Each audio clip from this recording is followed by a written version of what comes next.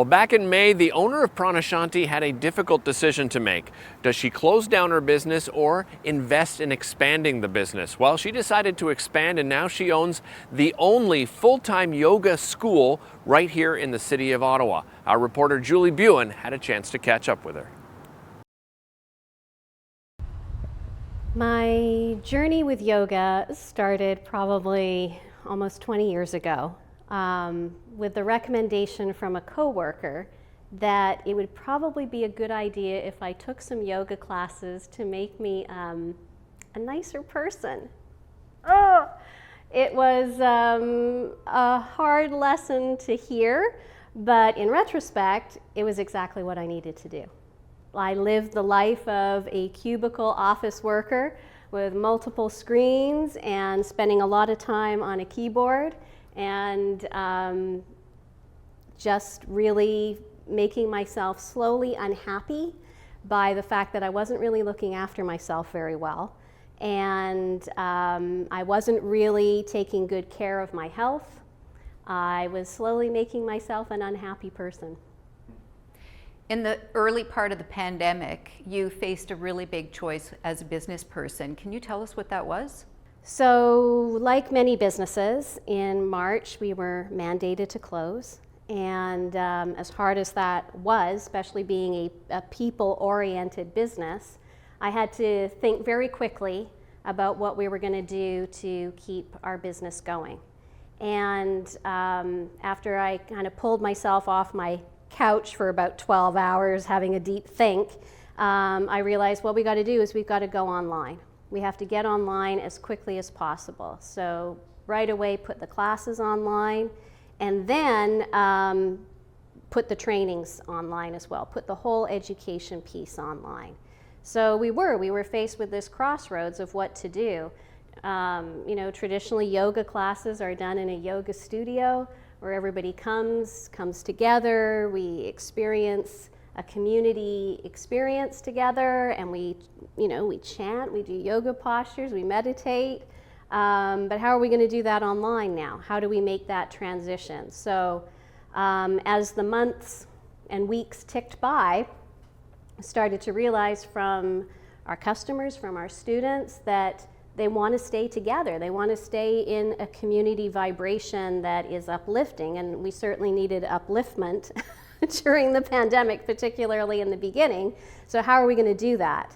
And so the crossroads became, how do we maintain this and how do we keep this going? Because the traditional in-person classroom setup studio is not going to work anymore for quite a long time. So the expansion that you have undergone has really changed your online presence. What does that look like now? With the results of the pandemic, we knew we had to keep going in an online way.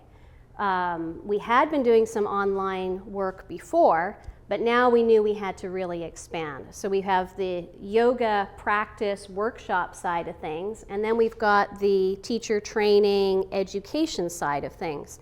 So what really became a great opportunity for us as a side effect of the pandemic was that people really wanted to learn more, and they were really willing to take the time. And let's face it, we all had a lot of time to spend on self-improvement and self-development. So what I really focused on as we moved through the months was how I could expand and grow the education side as well as the yoga class side, maintain that, but really try to deliver and create experiences online from the education perspective. As the pandemic progressed, we ended up picking up people that wanted to join courses and trainings from all over the world. It was actually quite surprising and startling to me in some ways, because I thought, oh, it'll be nice, people from, an hour away or whatever that couldn't come in for a training can now join us online. But then I started to find out, we had people from Egypt joining us online, from Iceland, from France, from Germany, from all across the United States, from the Caribbean, from Bali. And I'm like, okay, this is really pretty amazing that somebody's actually willing to stay up really late or get up really early in the morning because they really want to take this course with us. So I knew we were on to something pretty special. Everybody connects in via Zoom, and we've got our setup with a big screen TV for the teacher or the presenter to be able to see all the participants in the course, with a webcam and microphones, and it's actually really become quite a production. And I never thought, 6 months ago that we would be like really creating like a sound studio, essentially, is what we ended up doing. And I did a lot of Google and a lot of talking to different high-tech people to find out, okay, what do you do to create like the best quality sound, the best quality visual that you can run in sort of this webinar online class kind of format. And I would really love to see us, continue our reach, not just local, but expand national, expand internationally. I know because we've had people coming in from all over the world. So, and possibly there's the opportunity to franchise as well, and that people can then have the PranaShanti experience in different parts of this country or other countries. Through all of this turmoil, what would you say has been the most important lesson that you've taken away? There are a lot of lessons out of all of this turmoil. Some of my main lessons have been, one that I constantly say in teacher training programs is to trust the process, and trusting myself, trusting that I've put enough work in for the results to actually come.